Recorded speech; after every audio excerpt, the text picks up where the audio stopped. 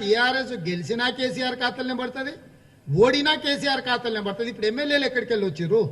అసలు ఎప్పుడైనా ఎమ్మెల్యేల ముఖం చూసి ఓటేయమని అడిగిండా కేసీఆర్?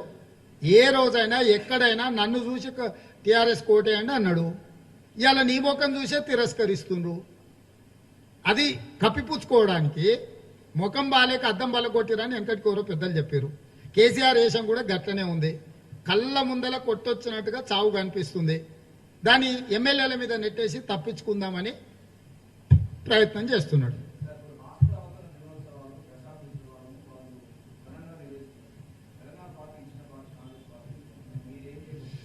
డెఫినెట్గా మేము ప్రతి సంవత్సరం చేసినట్టు ఈ సంవత్సరం చేస్తాం. మేము తెలంగాణ ఇచ్చింది మేము.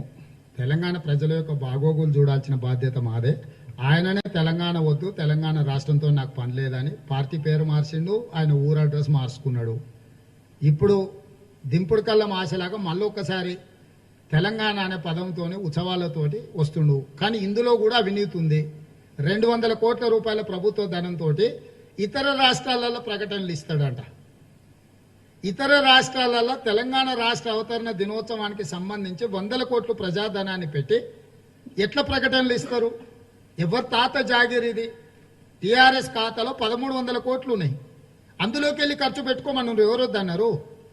ఇవాళ తెలంగాణలో ప్రకటనలు ఇచ్చిన సంక్షేమ పథకాల గురించి ప్రజలకు వివరించడానికి ప్రభుత్వం పనిచేస్తే తప్పలేదు. కానీ గోవాలో, లేకపోతే అస్సాంలో, మిజోరాంలో, నాగాలాండ్లో, జమ్మూ కాశ్మీర్లో, ఆయా రాష్ట్రాలల్లో ఆ స్థానిక భాషలల్లో ఏం చెప్పదలుచుకున్నాడు ఈయన?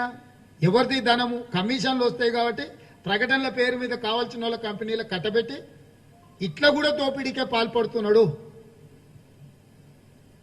ఇది ఆర్భాటము. ఏదైనా ఆరిపోయే ముందు దీపం ఎక్కువ వెలుగుతుంది. ఇది పెద్దలు చెప్పినరు. కాబట్టి చివరి ఏమంటారు, రాష్ట్ర అవతరణ దినోత్సవం చేయడానికి కేసీఆర్కు అవకాశం వచ్చింది. దీని తర్వాత మళ్ళా నెక్స్ట్ జూన్ 2 అనేది ఆయన చేతులు ఉండదు, మా చేతులు ఉంటుంది.